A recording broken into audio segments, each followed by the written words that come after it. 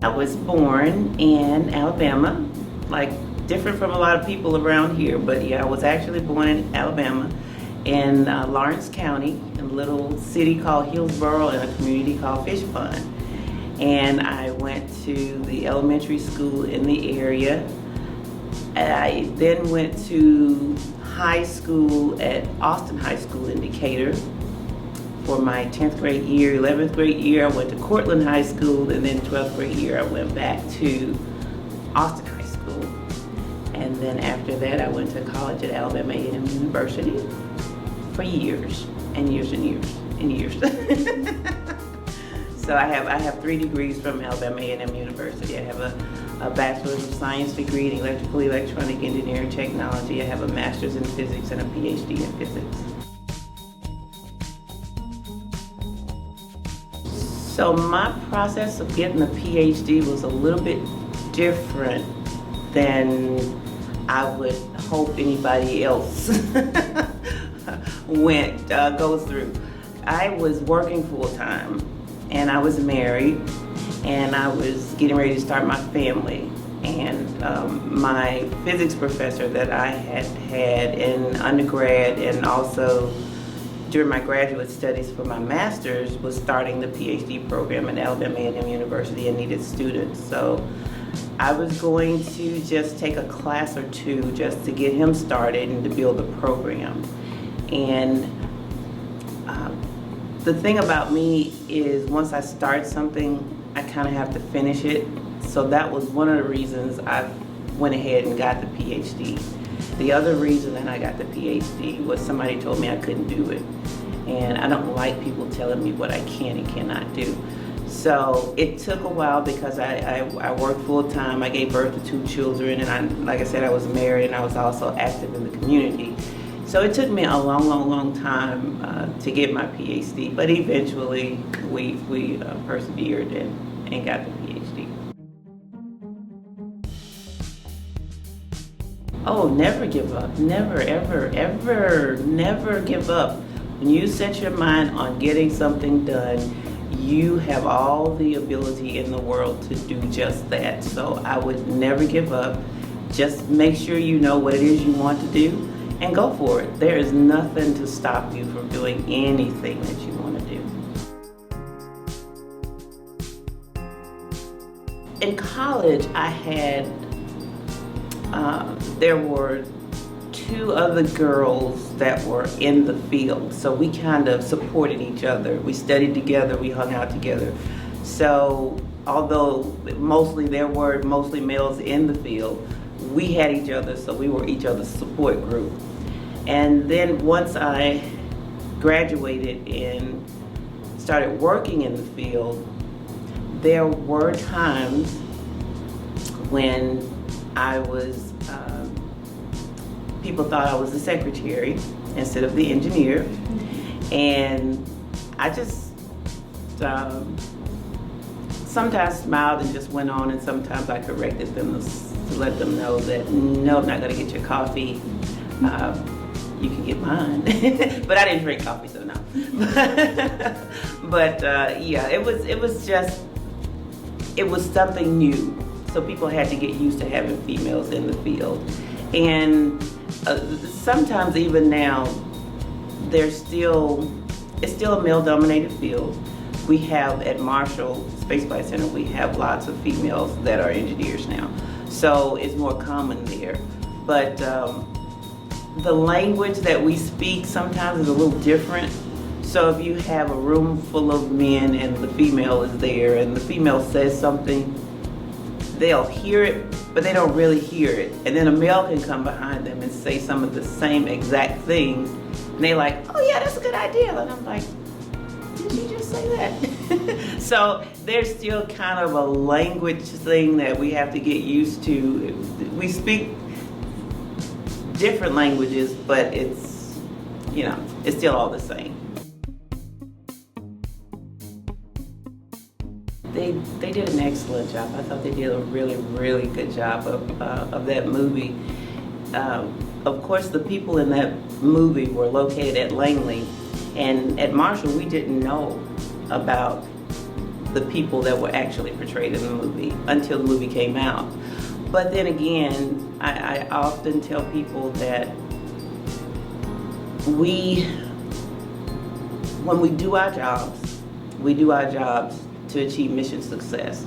We don't normally do our jobs to be recognized for it or for it to be publicized. We just concentrate on mission success. So although those three women, and that's their stories were being told, there are probably hundreds of stories like that could be told. But they did an excellent job at telling those stories, which kind of shed a light on the abilities and capabilities of the females that we have at NASA.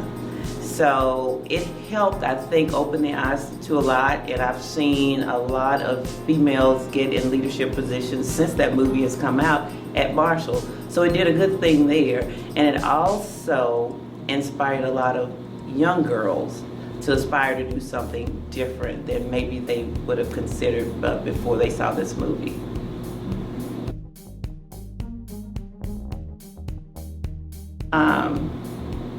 Being on the school board was one of the highlights because my purpose for being on the school board was to be a voice for those who may not have a voice.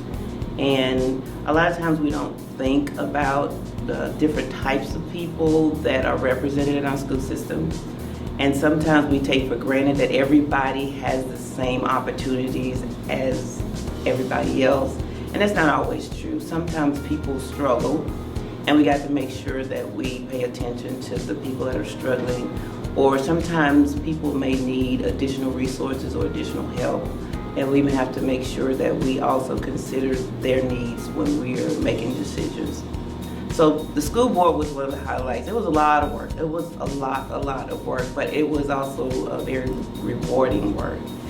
I also have worked with the Christian Women's Job Corps.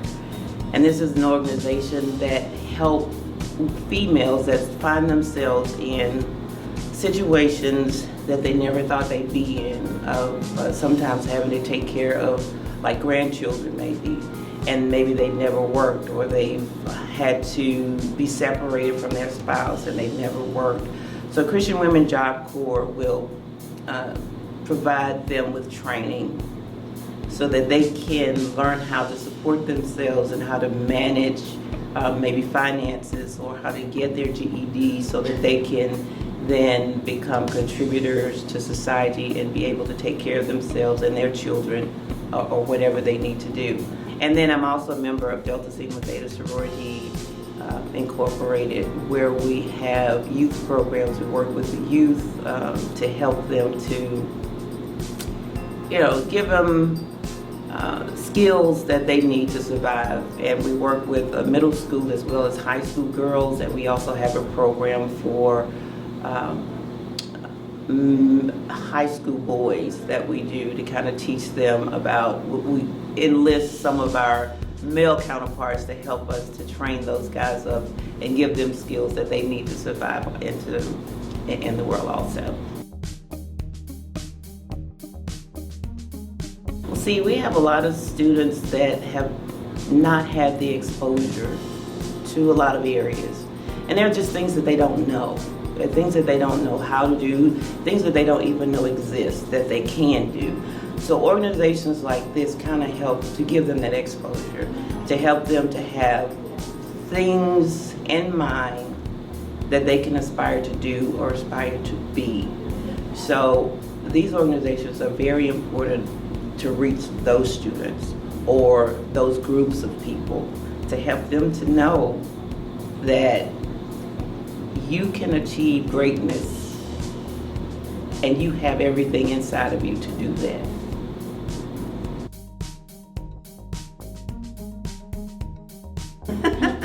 Like I said, it was a male-dominated field. All nicely dressed females were thought of as secretaries, and there's nothing wrong with being a secretary. It's just that that's not what I was. So it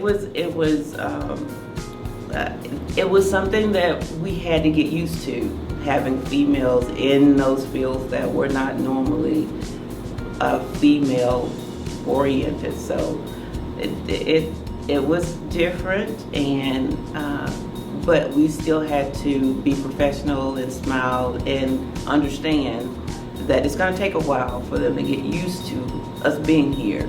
And eventually, females started moving up and gaining more experience, and then more recognition, and gaining higher level positions. But I've been there since '89. Been there a long time, so I've seen a lot of changes, but it gets better and better. Well, I didn't know that was the case at the time. This was something that I found out after I got the degree, and they were like, you're the first African American female in Alabama to get a PhD in physics. I'm like, no, but I guess it's a good thing. It did let people know that it could be done. So there were other females that came after me that then could say, okay, it has been done, so I know I can do it. Now that was not easy, but it was doable. So I guess that kind of showed other people that may have been coming, that may have been discouraged, that if I can do this, and I was working full-time, having children, staying active in the community, if I can do this, then so can you. So that's basically the thing that I hope to pass on, especially to the youth. There is nothing that you can't do once you put your mind to it.